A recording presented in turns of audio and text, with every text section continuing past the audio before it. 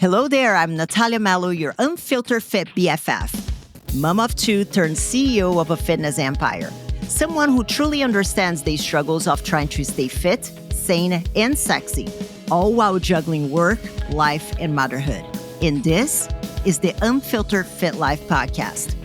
Follow along wherever you're listening and join me weekly as I help busy working moms just like you simplify your fitness journey so you can lose fat, regain your confidence, and feel sexy AF. It's time to stop living in the what ifs and hiding from the cameras. It's time to regain control over your body, feel sexy naked, and wear a bikini confidently.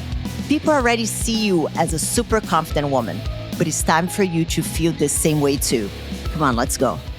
Hello there, fam. Welcome to another episode of the Unfiltered Fit Life podcast. I'm Nathalia Melo, your host, and today I am back with Coach Jen. And Jen, we officially have a name. Okay, well, spread the news because I'm unaware. So this is officially your unfiltered and unscripted episode of the month because I am the unfiltered and Jen is the unscripted. She doesn't like scripts, so that's perfect. It works. It works so well. It's Sonia's. I'm not going to take credit for that. I think that this was Sonia because I think she listened to the podcast. She sent me a message. She's like, oh my God, the name that I told you was this. And I'm like, that's it. It works. I love it. It's perfect.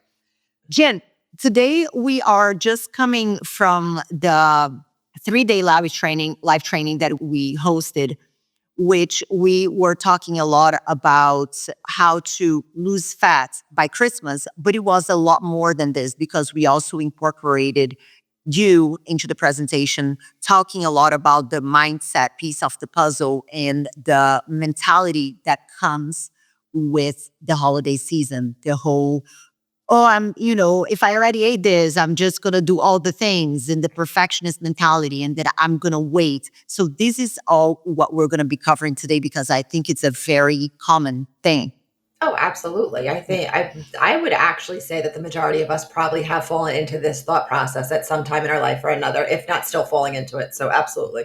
Yeah, and which, I want for us to share our own experiences because I'm becoming more cognizant of it as time goes by, that I feel whenever we're sharing, I don't think that people understand how much we struggled. Oh, yeah. It sounds like we came in this box of perfection, which no, not. Absolutely not. We are a mess sometimes. Oh, hot mess, but we're messy. Yeah, we're messy sometimes. But whenever it comes to this particular thing, that is something that we have been the weeds and we are coming on the other side. So Jenny, can you tell me a little bit, from your personal experience so people can understand, back when you were competing maybe, where this kind of behavior is very prevalent?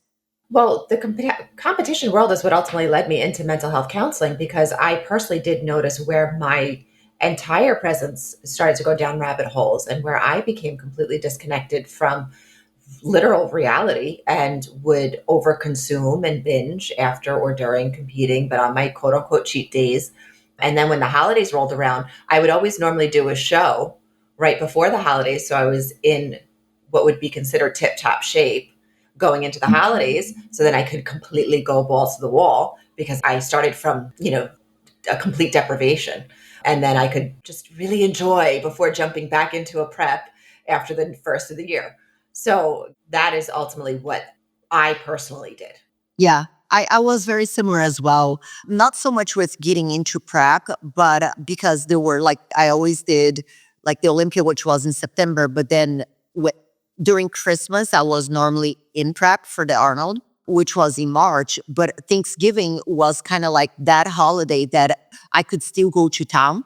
Right. And you was such a mindfuck. And I think, and if you have never competed, guys, we're not sharing this, because we're trying to share our experience from competing. But it's just because this kind of thought process is the same thought process that many people have right now. If your mentality is, I'm going to go into the holiday, I'm going to enjoy, I'm going to pick it back fresh again in January, you're doing the same thing. Right. And if you sit there and diet, quote unquote diet, up until a certain point, so you can then thoroughly enjoy the holidays, it's exactly what a contest prep is. It's dieting for an event to then be able to go and really gorge yourself after the fact. It's just an event versus dates, if you will. Yeah. And whenever we're talking about competing, I feel like people remove themselves. They're like, oh, no, I never competed, so I don't do this. And I'm like, chances are that you do. Vacations, birthdays, weddings, anything that you have to show up in any sort of physical presence, if you will, are all the same. All the same. Summer vacation, like all of that. I just think that the holidays are more prevalent because they are very food heavy. They're like that season that would be very food heavy, and there is a lot of exposure to food. So for you, Jen, what was the come to Jesus moment that you had that made you realize that what you were doing was fucked, for lack of a better word? When I bought the cutest pair of tartan plaid pants to wear through the holidays, and then all of a sudden I went to go put them on after literally like 2 weeks after the first year, and they didn't fit. And I was like, oh, so is it that bad to wear over the course of 6 to 8 weeks? I really did such a number on myself. And why that a pair of pants that even had a little stretch to it didn't fit any longer? So for me, the come to Jesus moment was when I went to a friend's Thanksgiving party with a Ziploc bag with my food. And I laughed whenever people start eating because I didn't know if I was going to be able to control myself. And I remember nothing from that event. It was like so depressed. Like it was such a good experience in the sense like, oh, my friends were there and things like that. And I laughed because I was like, I'm not going to have, and that's when people start to talk about the willpower. Oh, I'm not going to have the willpower to be here. And I don't have the discipline. Why? And then I would start beating myself up. Right. Why am I such a failure? So why is this a problem, Jim? Because I feel like a lot of people think that the problem is their, quote, lack of willpower. But what is actually the problem? The problem is that you are putting an end date to your lifestyle, right? You're also putting all of the emphasis and focus on food rather than what it's meant to be about, which is the moments, the memories, the people you're engaging with. Like you missed out on making those memories because you had to leave. It's not about the food, it's about everything that is going on other than the food. But how come we can't get past that? How come we can't see past all of the dishes, or even now the amount of conversations I'm having where they're like, I just can't wait to have this. I just can't wait to have this one meal that I only have once a year. Or I'm so looking forward to my mother's pie that she makes only around Christmas time. And it's like, but why is that the focus? When was the last time you saw your mom? When was the last time you actually spent time with and thinking about more of that rather than the food she's going to make? So it creates just this ultimate true relationship with an inanimate object rather than understanding the true meaning of it all. What's the problem with this all or nothing mindset, this all or nothing mentality? Because that I believe most women that grew up in the 80s, 90s, or have been raised by someone who grew up like, and even before, like I think starting from like 60s and things like that, where the diet culture, and I'm even saying like, I don't like saying diet culture because it's being overused and like misused, let's just say it that way. But this whole idea of like restriction and cutting out things, I feel like most of us from this generation or raised by this generation Yeah. have an all or nothing thing. I think because there were certain things that were there was very little to grasp onto in certain generations, if you think about it. I mean, I could go into the different discussions as far as if we look at who raised personally like me, it was a very different sociological demographic. Moms were home and their all or nothing mentality was because their main purpose was to raise their children. So they did that with that perfection mentality. It was only, being born in the 80s and 90s and the generation that was raising us that they started to venture into the workforce. So their all or nothing mentality was all or nothing around the kids and raising them to appear picture perfect based off of what society expected of that to look like, which is if there's a stay-at-home mom taking care of the home and the children, they are to show up as a reflection of all of that, which translates to looking a certain way. And it's all about the aesthetic. It's not about anything else but the actual visual. And skinny was a huge celebration of Oh like yeah, success. Like it was, it was the status, like the sure. being skinny at all costs.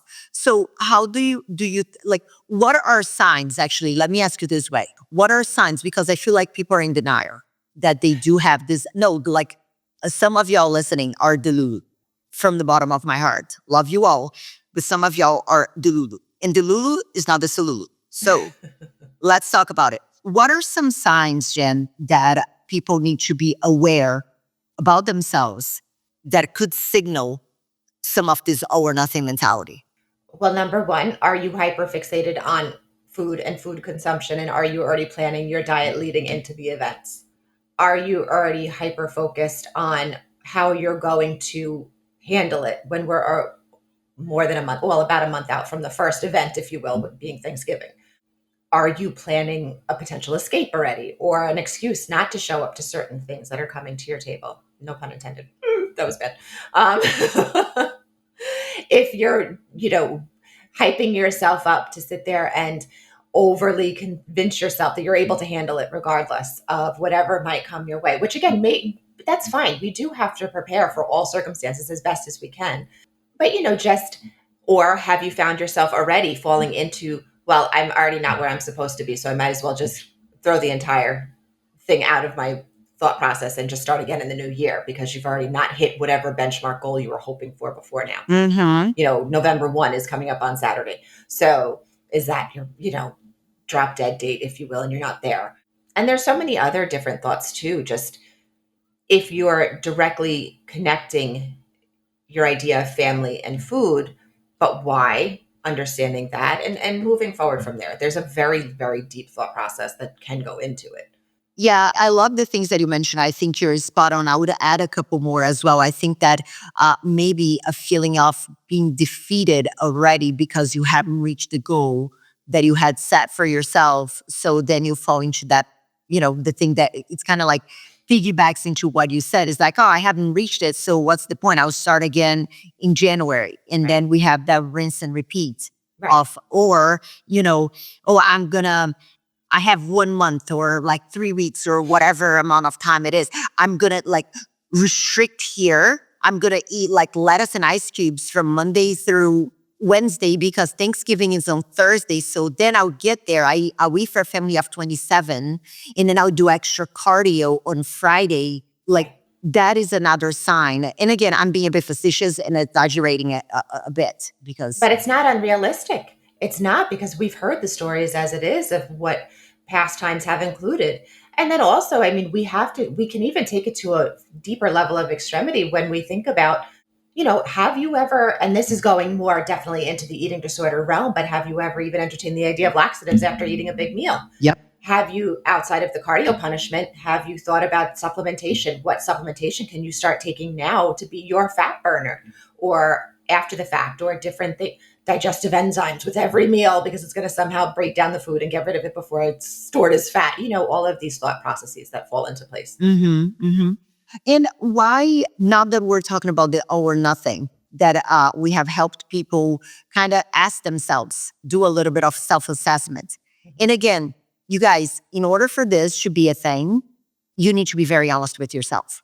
That is a very honest conversation that you have to have with yourself. So now that we talked about how can we find if we have that pattern of behavior of all or nothing, somebody's like, okay, I have a lot of these things that you guys have mentioned.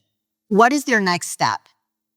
What should they do next to make sure that this holiday season is not like the other holiday seasons where they just fall off the wagon and in, January start fresh again? What can they start doing right now? Well, other than reach out to the powers, allow for help. Sit there and take stock in what your schedule is. Review where you can possibly implement more solid routines and habits that fulfill and the idea of solid quality nutrition to support. First, evaluate your goals. What exactly are your goals, right? That's first step in anything.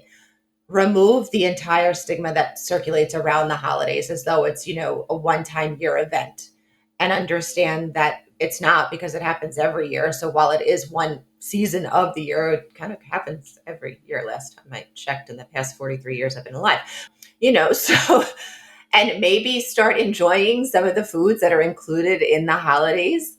I don't understand why people wait until Thanksgiving to have turkey. That boggles my mind. Stuffing, I listen. It's like $1.89 at the grocery store. Go get a box of stovetop and start having a little bit, incorporate it into your meal plan. I don't know. So it's not such a novelty come the holidays. That's, I think, a lot of the problem too, is that all of these foods are a once a year opportunity to indulge when it should never be that way. That's what's stigmatizing food. I understand there's complexities behind certain foods that are made and people don't want to dedicate the amount of time to it. All right, well, then go figure out a store bought Uh-huh. type. I don't, certain pies and stuff. I'm sure you could find a store bought one. Yeah. I love this. And so I have here step one is like understand your goals Mm-hmm. and set your goals. Step two is to remove the stigma around like certain foods. Mm-hmm. And then step three would be like almost like a exposure therapy of like exposing yourself to the foods that are going to happen during the holidays. So whenever you get there, you're not going to town and being like a crazy person. Right, exactly. I would add a couple of things to this as well. The other thing that I would add is you start with something right now, Mm-hmm. like anything. I don't care what it is, and also, as you're setting up your goals, also set up your priorities Mm-hmm. and be honest with yourself about your calendar. Right. Because I Right. think that that's the problem. Like, oh, I'm going to wait until January because January is when I can dedicate 5, 6, 7 days a week to train for 3 hours a day. But then you're not able to maintain that. Right. So what can we do right now at this moment that is going to allow you to stay consistent during the holiday seasons and beyond? Well, establish an actual lifestyle routine too, right? So what that should always go hand in hand with your goals is establishing what would translate to the ability of sustainability. And why, again, does it always have to be a once a year thought process when we really should just be establishing a lifestyle routine, regardless of the season you're in, regardless of the holidays that are looming? Because you've spoken to it before. If it's not Thanksgiving or Christmas or the New Year, it's going to be something else following. I don't know, Valentine's Day, is that a big event for you? I don't know, not for me, but you know, who knows? There's always going to be something on the backside that you're going to have to possibly entertain the idea of. So why are we waiting until X date to establish your lifestyle when your lifestyle should be defined right now? Yeah, it's funny. I was just coming out of a call today before we hop in here, and I was talking to someone. They're like, "Oh, because I have to wait because it's just so busy, and we'll travel to visit my parents." And I'm like, "Right. And how often do you travel, either to visit your parents or to do something else?" "Oh, we travel often. We travel all the time." And I'm like, "Right. So how is it that you're going to be able to make this your lifestyle if you're waiting for something to pass that always comes?" Right. Exactly. I don't understand. Yeah. And I think that another thing, the last thing that I would add to the all or nothing mentality is to adjust your expectations whenever it comes to effort and result. Because what I think that happens is a lot of women are comparing themselves in the results that they get to whenever they are able to have zero life and to be like in the gym for hours and eating lettuce and ice cubes and be 100%. And then whenever they do that, the results happen overnight, but then they don't stick. And then whenever they do something that is maybe not as intense, the immediate thought process is like, I mean, but it's not working. Well, compared to what?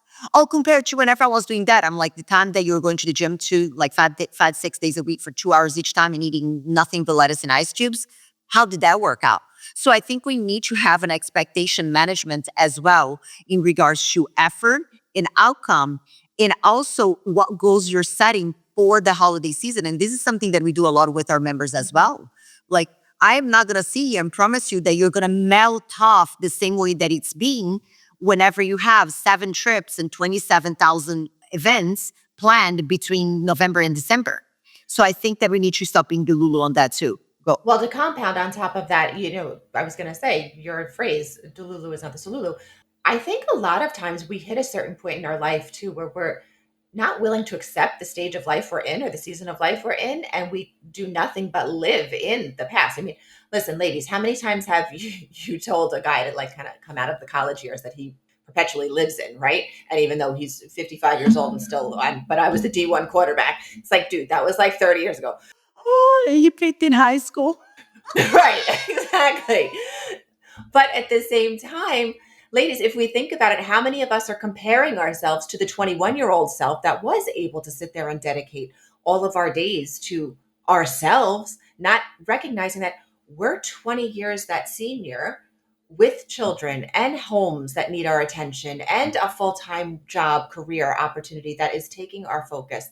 But why can't we remove ourselves from that?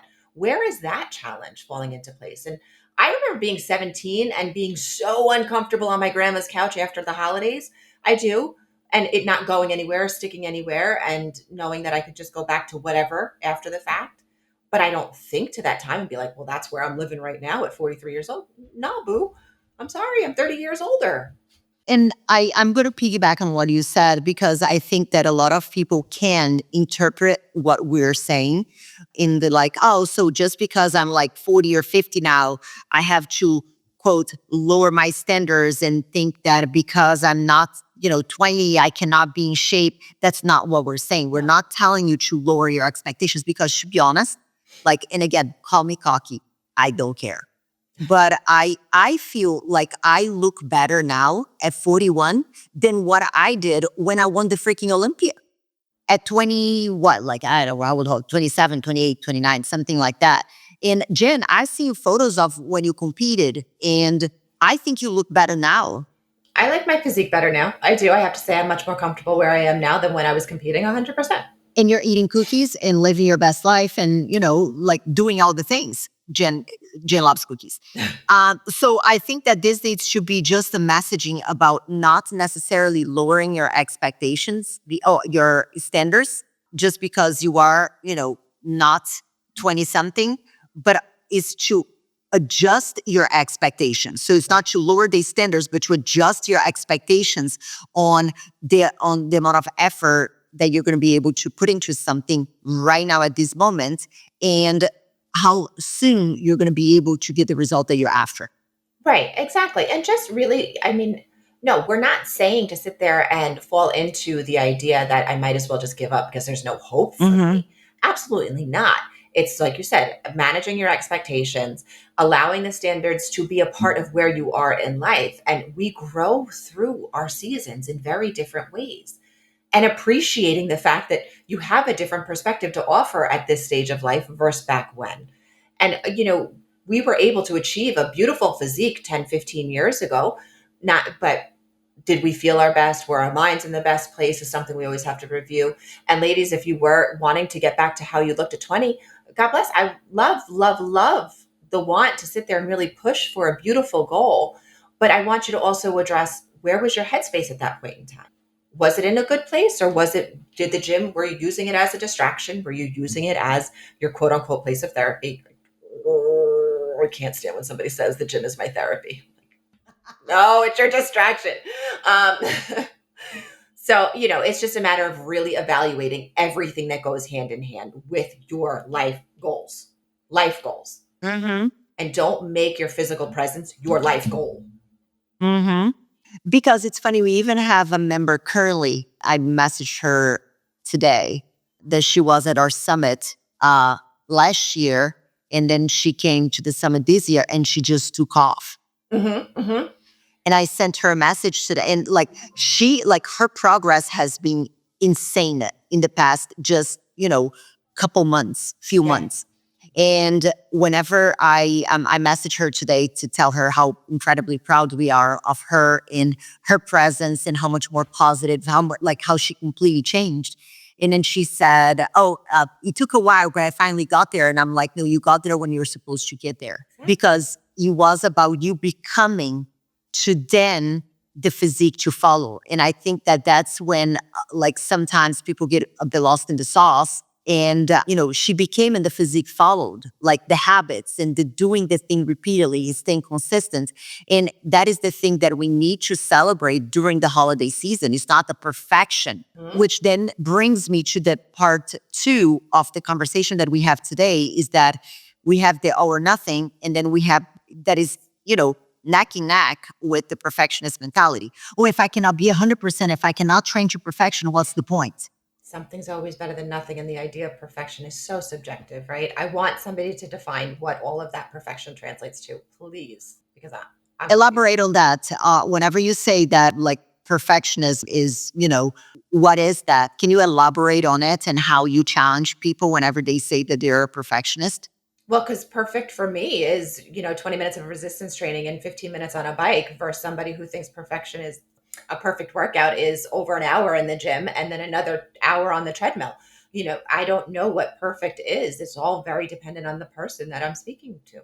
Perfect for me is making sure that cookies fit my plan. And where some people would like, oh my goodness, never in my entire life would I consider cookies. Poison.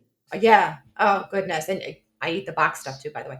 So, it's just really the idea of being perfect is something that you were ultimately led to believe or taught to believe through your younger years, through whatever life you were living as a child or an adolescent or a young adult based off of your programming.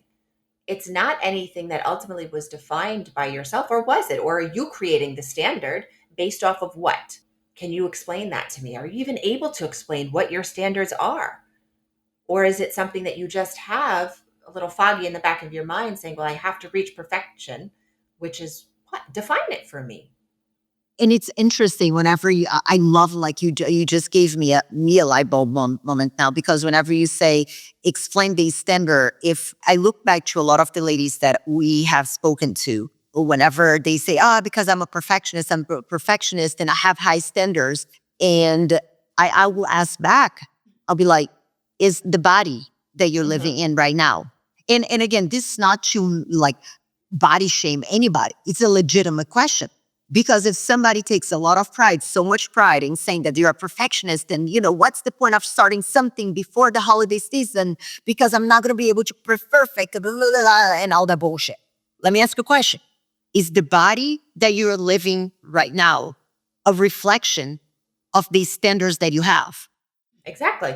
Because if the answer is no, that idea of perfection is gone right there and then. And that's exactly it. So if we're already not in that idea of perfection because what you envision and where you are don't match, what is the difference if you try to do something different that can potentially give you a different outcome? Because you're already if you change nothing, you're already at 100% failure rate. Right. Exactly. According to your own standards. Exactly. And then the idea of just waiting, constantly waiting, what is that doing? That's number one, telling you that you're not worth any sort of adjustment or progress at this point in time, right? So now we're speaking to our self-worth. But if you're a perfectionist, don't you have that already figured out? Your self-worth and the respect that you have for yourself? Because you're perfect at this point in time. You've got it all figured out. But you can wait until after the holidays to reach for the next level of perfect. Well, now I'm really confused because I didn't realize there were levels of perfection too. And then it creates this dishonest and lack of trust in self if you continually push yourself aside and not allow yourself to reach for something, progress. And I understand that they've changed the term. It's practice makes progress, over practice makes perfect, to allow for that thought process of subjectivity to filter in. But it is the truth, as much as I've pushed against it, it is the truth that progress is perfect. Even one step forward is better than nothing. And what I've been doing a lot lately is asking the ladies to paint that picture perfect little painting for me. Paint it. Paint the picture perfect existence right now for me. What does that look like for you? The amount of times I get, well, I can't do that. Then how can you say you're a perfectionist if you can't paint your picture perfect life right now? You can't define it. Mm-hmm. And I find that a lot of this, and I'm going to go into a slight tangent here, but I think that it's a tangent, but it's tied to the holidays. It's tied to the holidays as well, is the idea of overcommitting. Because we want to be this, quote, perfect parent, this perfect spouse, this perfect worker who is everywhere and always showing up. And then we end up with nothing.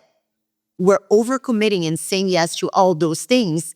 And what I find is that women are not able to describe what their idea of perfect is because they continuously say yes to things to distract them from sitting down and being honest with themselves about what they want, what are their non-negotiables. And then it's just like, "Ah, I'm busy. I can't think about that because I'm just so busy, so busy all the time." And I think that the holiday season is a perfect example of that.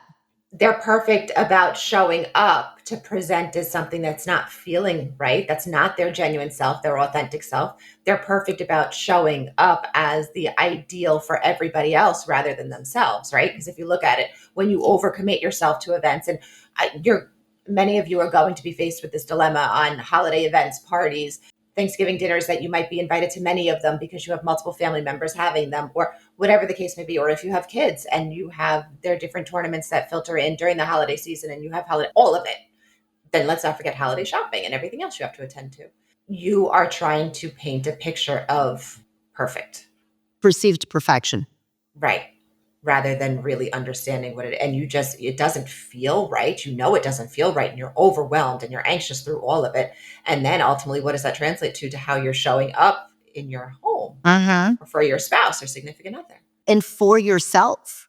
Because whenever you're overcommitting and you're saying all these yeses, like that's what people don't understand. And I actually touched on it on the office hour this week, which is the idea of overcommitting. What people don't understand is that every yes that you say is a no that you're saying something else. And I know that this quote has been said a zillion times. I'm not the first person to say it, but it was you actually, Jen, that kind of gave me a bit of an epiphany moment whenever you said, everybody has the same 24 hours. 24 hours is 24 hours. It was you who said it, and I kind of have been repeating, so I need to remember to quote you every time, because it really gave me time to ponder. And I'm like, it isn't about the 24 hours, but it's about what you put in those 24 hours. Absolutely. Yeah, I love when we heard that somebody said, but everyone has a different 24 hours. And I'm like, oh, like I had to scratch my head on that one. That's like saying a pound of fat is different than a pound of muscle. We're defying logic here. I mean, physics, it's just simple physics, right?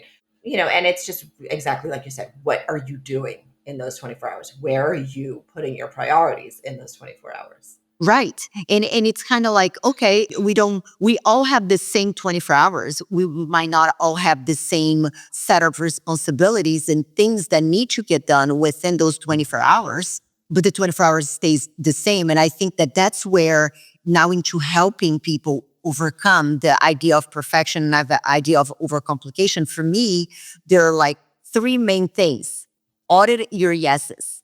Like write down what are the things that are an absolute for you? What are your non-negotiables? Circle what is truly going to move the needle for you. Is your well-being and your health important? So why are you letting go of your exercise and your nutrition planning for all these events? Because whenever you're saying yes to all this, you're saying no to this, to Right. the thing that is important to you. So evaluating that. Then the other one is always saying, let me check. Let me check. I'll check on that before you say yes, because I think we get so excited and we're always, I'm the queen of let me check. We'll see. We'll see. No, I don't, yes, like, but it's not because I want to dodge, it's because I want to make sure that it's aligned with, given what I already have on my schedule, if it is aligned with all the things that, everything else that I have to do. And we also have to create the non-negotiables. What are your absolute non-negotiables? A lot of times what I know we realize, and I'm sorry to cut you off, is that challenge with guilt, right? And the idea that, well, we have to because otherwise we're going to disappoint somebody else. But again, there's a cost to benefit ratio to everything. But what about you? Are you ultimately then disappointing yourself in the long term because you're not showing up as your best self in any which way, shape, or form? So you'd rather show up as a half-assed version of yourself just to not disappoint somebody when they might, again, we're not to pay attention to people's opinions, but obviously we care about what other people are saying about us because otherwise you wouldn't show up to everything or overcommit yourself, right? But what happens if you show up as a half-assed version of yourself and they're turning around and they're like, oh, what's wrong with her? What happened to her? What's going on? Right? How would that make you feel? Mhm. When if you just said, I'm sorry, this time I can't be there. Unfortunately, I have other things that I must attend to. The truth is never going to cause any sort of detriment to your well-being, right? That's something that we have a lot of us need to realize that saying, and you don't need to justify your no's either, but you could easily just say it's not going to work this time. That it will looked at also by the other people as a sense of like, oh, look at her doing what is best for her, taking care of what is the necessity. Now, will some people have superficial responses? I'm sure, right? There's always the exception. But your honest self, knowing that you just can't do it, is going to come across with a lot more authenticity that will allow for people to connect better with you and you be the whole version of yourself when you are able to be present. I'm going to piggyback on that because what you're describing is like some boundaries. Yeah. And I have found that a lot of women, whenever their self-esteem is in the gutters, they have non-existing boundaries because they feel that then the only quote value that they bring is the value of doing or being. And they will give everything because they're like, oh, I already lost the value that I have for myself. So now I need to get this validation through the showing up and the doing for others. Right. And that's one thing that we see a lot of times with people that do have, that show up for themselves, that stick to a routine with their workouts and things like that. Those people have very strong boundaries because they start to see their own value, not because they look X, Y, and Z, but because they are people that follow through with the promises that they make to themselves. Right. So it shows up as the self respect that we all ultimately envy at some point in time. We understand what it is to quote unquote balance life in the right way in order to be our best self. And the confidence that follows is significant. When you have the self respect that you should be walking into any room with, the confidence will follow naturally. And I created a post on social a while back. I can't remember. I'm going to paraphrase what I said. I don't remember exactly, but it's like, how are we expecting for others to respect us if we don't even respect ourselves enough to follow through with the bare minimum of taking care of our own selves and our own bodies?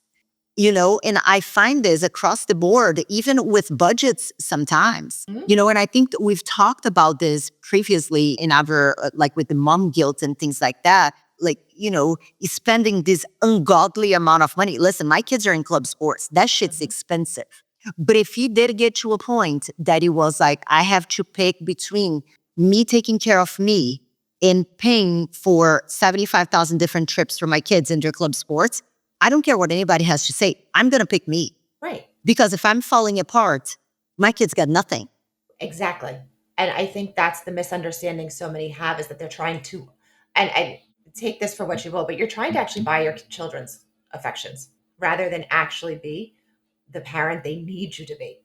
And that's also another thing. But that comes down to, and this is a slight caveat, is a lot of times we weren't even taught what that is or how to be that parent or mom.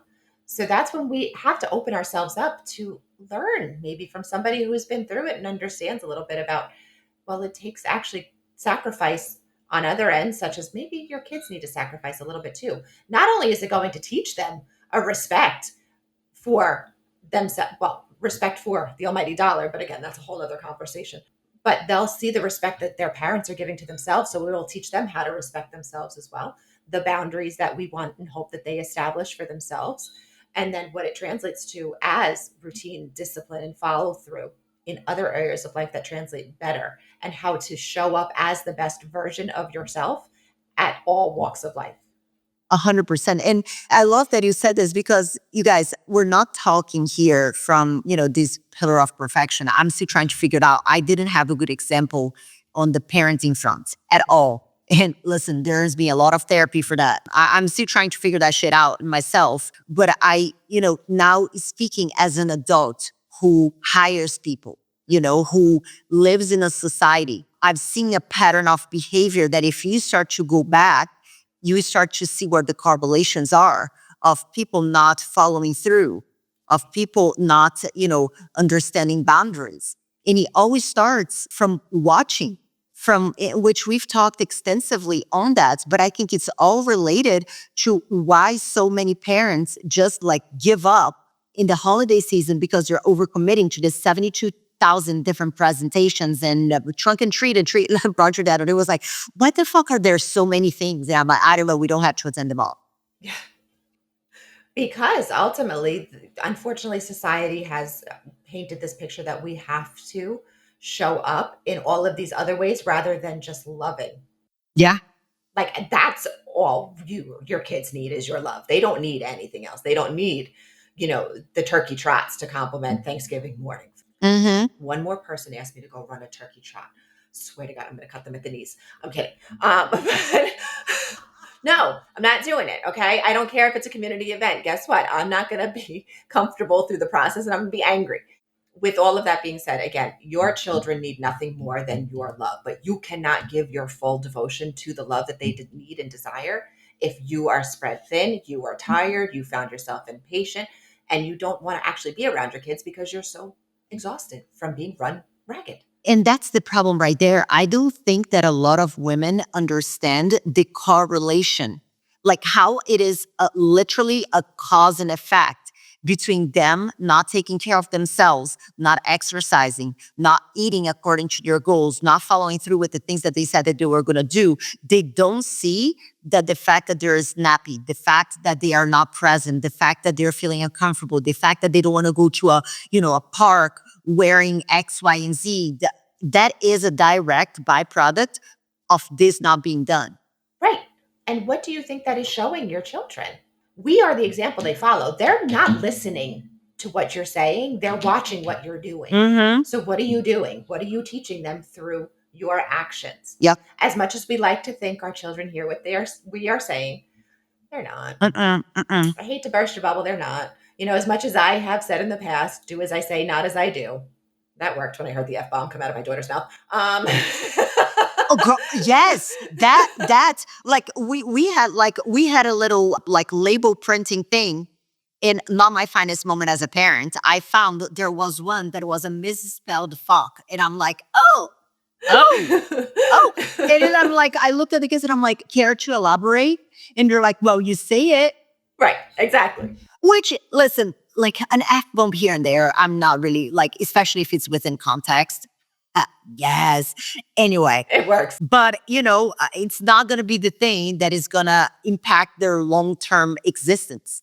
But them understanding boundaries, them understanding no, them understanding, the importance of taking care of oneself, the importance of following through with the things that you said that you're going to do, not overextending and saying yes to everybody and having nothing left for you. These are all examples that I think that are incredibly important to give to our kids. And also understanding that if you're not taking care of yourself or you're overcommitting, your children are also learning what it translates to live an unhealthy life. Now, I ask how many moms are out there that your kids are asking maybe for you to go run that turkey trot and you say no because you can't go run the turkey trot or even walk it. Yep. It's the physical ability. Yes. Perfect example. And we're going to wrap up because I know you got to go. I was volunteering at my kids' school. I don't know, last week, I can't remember when it was. And I was in the little water station of the little fitness thingy that they had going on. And there was this big thing of water, like it was huge, that was empty. And the other one was all the way on the side. And some of the moms, they had to wait for somebody to come in order to be able to lift that, take there, bring the other one that was full and it was very heavy and put it back on the table. And we had no water. And I'm just sitting there, I'm like, what's happening? Oh, we're waiting. And I'm like, ready for what? Oh, for men to be, I'm like, oh, hell no. Watch me. Right. And like be able to do that, be able to, if my daughter sleeps on the couch and my husband is already asleep, I can pick my daughter up and take her to bed because I'm physically able to do it. Right. And like, these are all the things that I don't think that it's even computed, but hey, we're there. Yay. Here's where I bring, I had a very strong come to Jesus moment with just how quickly time passes and how we go from one season to the next very quickly. And I've said this to many of our ladies, and I'll continue to use it as my pivotal moment. There was one day I was standing next to my son. My son has just turned 15. And all my memories are, of course, him being my baby. But somehow I was standing next to him in church and I look over and he is Taller than you. taller than me, eye to eye. Yep. And I have heels on and I am tall for a woman. I'm 5'8", mind you. So with that being said, I was like, holy shit, what happened to my son? And then all of a sudden I'm like, okay, this is a really strong reality check for me because now I'm going to grow into an older woman. That my children are growing away from me because that's my goal, is to raise them to leave me, right? And they're going to have their significant others. And then they're going to hopefully one day, God willing, provide me with grandchildren. I want to be able to take a plate of dishes out of my cabinet. And this was like, very trivial for some people to compute at my age 43, but I'm thinking about it already because I want to be my best 20 years from now, 30 years from now, to be able to pick 6, 8 plates out of a cabinet and put on the kitchen table and set my table.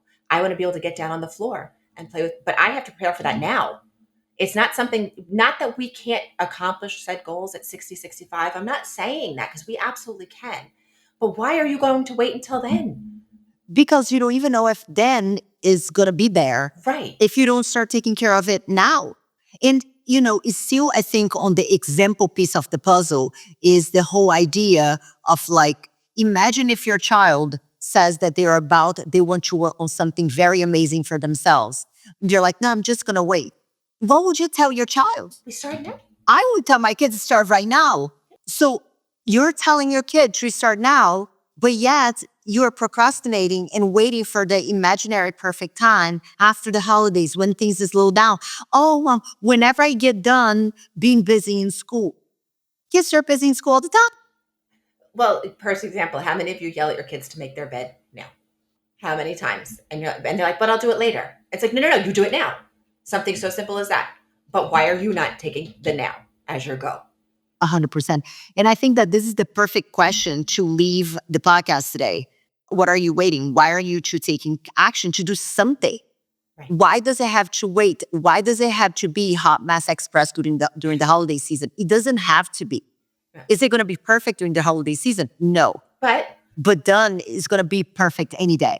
That's what I was just going to say. But you know what? Doing something is perfect for right now. Doing one thing over nothing is always going to be progress, right? And the idea that you're going to not be ready until when are we ever ready? I'm still trying to be ready to be a mom, but here we are almost 10 years later. Any day now, 15 years and counting, any day now. Even marriage. I've been with my husband for 50 years. I'm still trying to figure out when I'm going to be ready to, I'm going to be, fully ready to be married. And 10 years later. Any day now. Any day.